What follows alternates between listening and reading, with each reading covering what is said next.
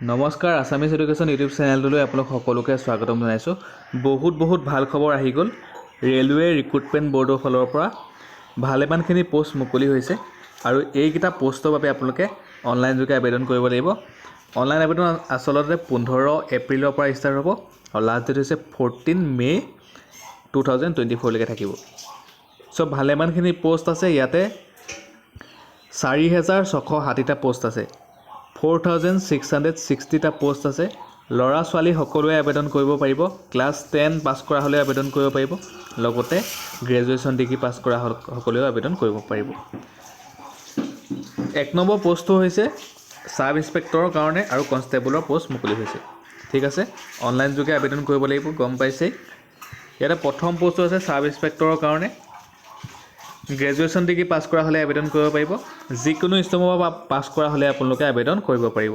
দৰমহা 35,400 টকাৰ পৰা ষ্টাৰ্টিং আৰু এজ লিমিটটো হ'ব লাগিব 20ৰ পৰা 28 বছৰলৈকে আবেদন কৰিব পাৰিব, 20 to 28 এজ। আৰু ইয়াতে 452টা ভেকেঞ্চি আছে, পোষ্ট আছে। 2 নম্বৰ পোষ্ট আছে কনষ্টেবলৰ কাৰণে। কনষ্টেবল পোষ্টৰ কাৰণে ক্লাছ 10 পাছ কৰা হ'লে আবেদন কৰিব পাৰিব। HSLC পাছ কৰা হ'লে আবেদন কৰিব পাৰিব। দৰমহা 21,700 টকাৰ পৰা ষ্টাৰ্টিং। 18 বছৰৰ পৰা 28 বছৰলৈকে আবেদন কৰিব পাৰিব। 18 to 28 এজলৈকে আবেদন কৰিব পাৰিব। ইয়াতে ভালেমানখিনি আছে। কনষ্টেবলৰ কাৰণে 4,208টা পোষ্ট আছে।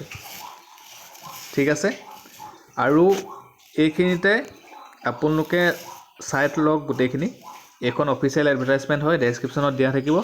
ডেছক্ৰিপশ্যনৰ পৰা ডাউনলোড কৰি ল'ব। গম পাইছে 15 তাৰিখৰ পৰা অনলাইন আবেদন ষ্টাৰ্ট হ'ব, 15 এপ্ৰিলৰ পৰা। আৰু ইয়াতে গোটেইখিনি দি থোৱাই আছে, আপোনালোকে চাই ল'ব।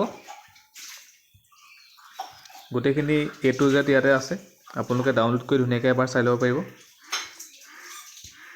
এতিয়া গৈছোঁ এপ্লিকেশ্যন ফিজ কিমান দিব লাগিব। এপ্লিকেশ্যন ফিজটো জেনেৰেল OBC খিনিৰ কাৰণে 500 টকা দিব লাগিব, 500 ৰুপিজ।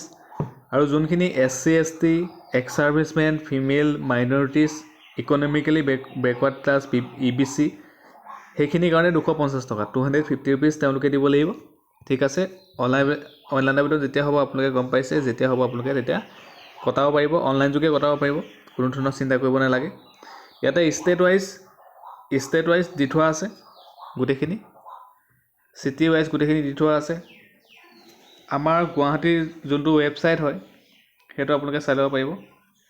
সেইটো ৱেবছাইট এড্ৰেছটো দি থোৱা আছে, rrb.guwahati.gov.in, এইটো আমাৰ ৱেবছাইটটো। ঠিক আছে, আপোনালোকে আবেদন কৰিব পাৰিব।